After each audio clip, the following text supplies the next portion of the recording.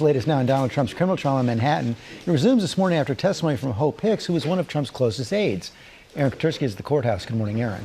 Good morning, George. Before any testimony, the judge held Donald Trump in contempt, this time for violating the gag order with a statement he made about the jury, implying it's not fair. The judge fined Trump $1,000, but he said these fines don't appear to be working, and he threatened to throw Trump in jail. Donald Trump returns to court in New York after he spent the weekend in Florida attacking prosecutors in his other criminal cases, mocking Fulton County District Attorney Fani Willis over a romance that forced another prosecutor off the Georgia election interference case, and using expletives to describe special counsel Jack Smith. In New York, Trump is charged with falsifying business records related to a hush payment to adult film actress Stormy Daniels. The jury will soon have a look at the ledger that characterized the payment as a legal expense, which prosecutors said was Trump's way of concealing it from voters.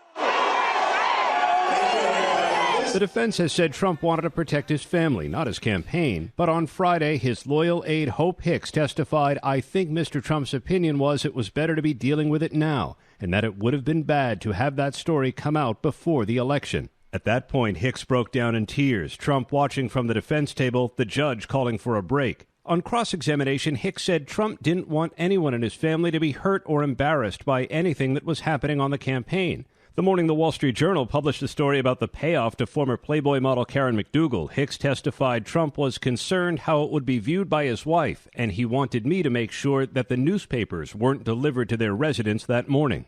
Did he also ask you whether you thought it was likely to affect the campaign? Hicks was asked. She responded, "Everything we talked about in this time period was about whether or not there was an impact on the campaign."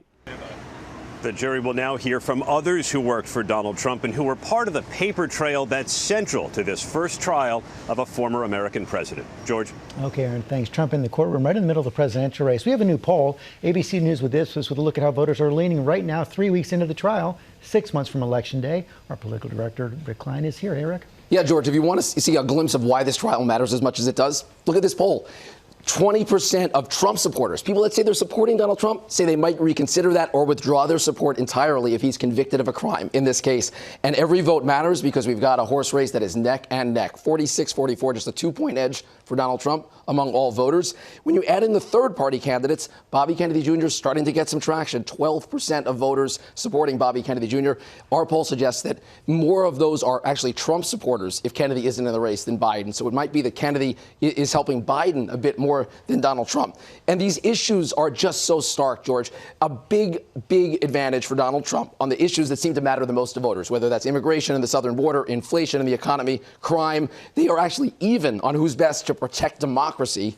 And on health care and on abortion access, Joe Biden has a slight edge. But where Biden stays competitive, honesty and trustworthiness, these personal attributes he's also seen as understanding your problems. This is what makes this a closer race than it would otherwise be. Do people see them as people, or people see them as trying to solve these big issues? Because we're seeing a much different portrait of the country, a very divided country, 6 months out. No question about that. Rick Klein, thanks very much.